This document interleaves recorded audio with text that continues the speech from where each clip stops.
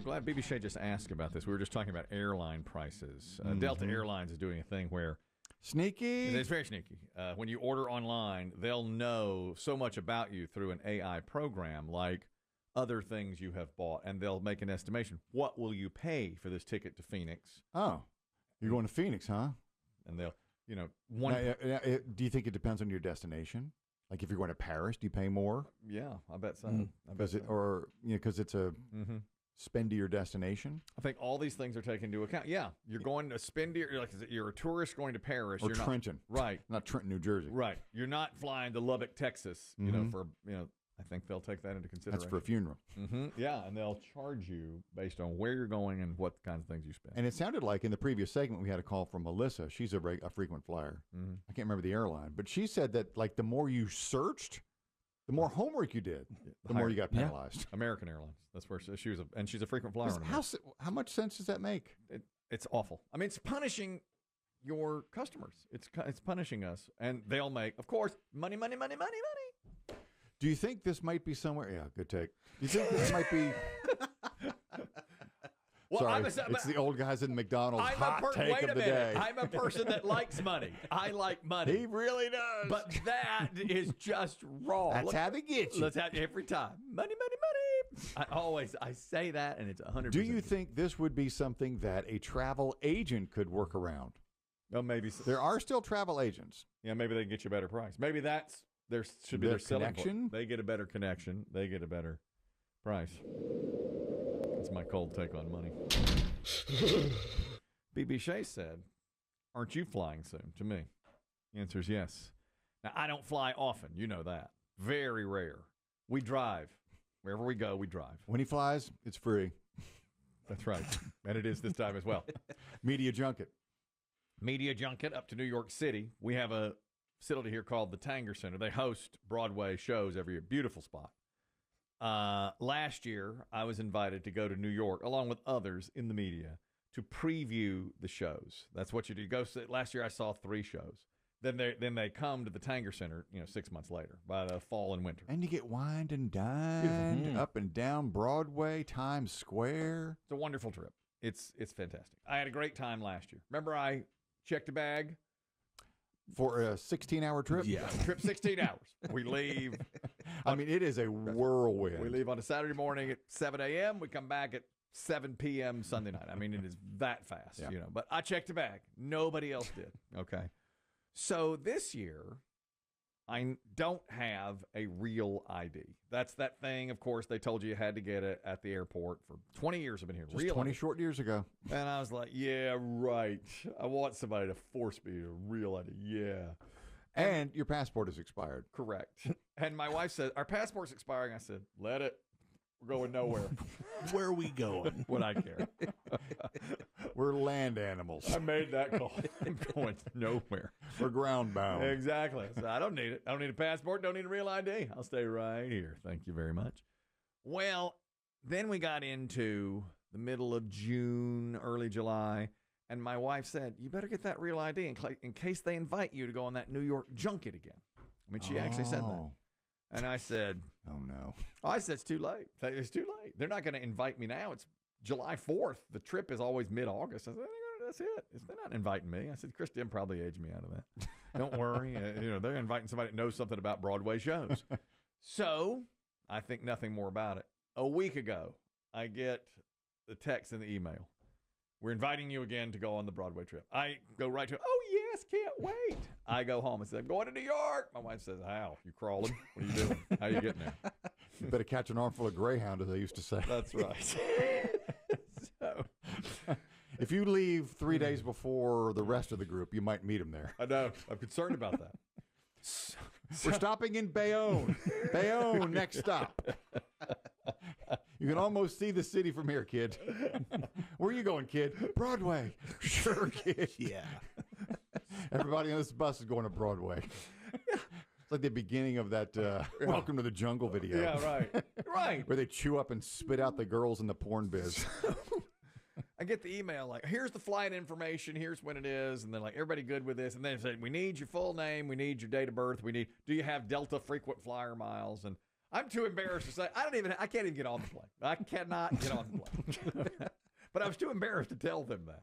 So I say to my wife, I need you to get me a real ID. I need, whatever we do, By any means. let's put our heads together to get a real ID.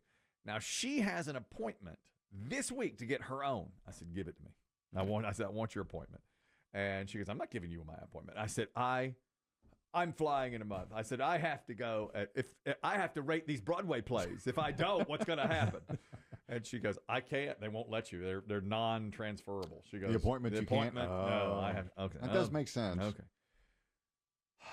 Friday, this past 3 or 4 days ago, she says some of the DMVs where you go to get your real ID have Saturday hours from 8 to noon. It's walk-in only. You have to go and No appointment. No appointment. You have to go and get in.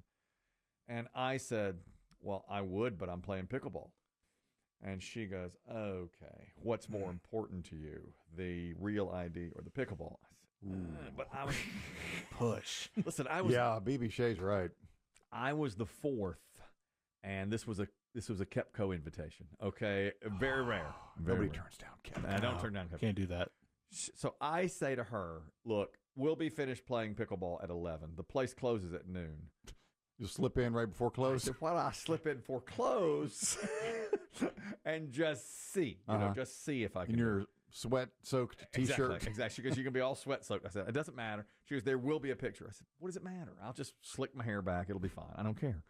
So she says, well, you can try it if you want. You try it. I mean, what do you have to lose? You waste an hour. Everything. I'm sorry. Well, is that rhetorical? I mean, the worst that can happen, you stand in line for an hour, you don't get in. Mm-hmm. That's it. So I tell all the pickle pals. And by the way, we were playing 5 minutes from the DMV. Oh. The one that's right there. That new indoor facility over there in Gander Mountain. Yeah. We played inside Gander Mountain, and the DMV's 5 minutes from it. And I said, okay. So I tell the With guy. all the guns and the dead ducks. Yes. If you hit the dead duck, that's a point. That's automatic. So I said, I've got to leave 5 minutes to 11 because I've got to get there. And they were like, all right, that's fine. So we played from 8 to 11, and I go over there. Well, I got there, 30 people in line. Still. I mean, it's 11 o'clock, 30 people in line. But I get in line. Could you gauge how it had moved? Did you make conversation? I did. I said, how's the line moving? Man, it's terrible. And can I say this, too, as an aside? There were, behind me, so I got in line, and after about 10 minutes, there were about 5 or 6 people now behind me. Behind you. And each of them, many of them were disguising the fact that they were vaping. They would pull out their vape. And just because they couldn't go the hour without vape. Without a hit? It says on the sign, no guns, no food, no drink, no vaping, no smoking. Oh. I mean, it's right there. Well, I'd look around like, what's that guy doing? Because he looks real suspicious. He's old. He's got his hands to his face. And then I spotted, it's like, oh, he's vaping. And he would hold the vape in as long as he could. You got to let it out. And it's a plume. Like a smokestack. He'd blow it into his hands. Oh. Down his shirt. No one cared. You're talking about it being like The Walking Dead in there. Somebody smells like bubblegum mint out here. Anybody vaping? Something on fire in here? And then there were 2 other gentlemen. One was showing the other the car he was getting ready to buy. And the other, young people. And one was using the N-word like it was just going, he's like, my N-word's got one of those, and those N-words over there, these N-words, that's my N-word. Were these folks white or black? Black. And they were, so I was like, all right, okay. Yeah. Still don't like it, but okay. I was like, okay. But my ears perked. Nobody else cared. And I was just like, they are saying the N-word like crazy over here. Didn't matter. One guy, several guys vaping. And then outside, they would get their last vape in before coming inside. You should have seen it. It was like it was like when the Miami Hurricanes come running out of their tunnel, and they blow that powder. There was so much smoke out there.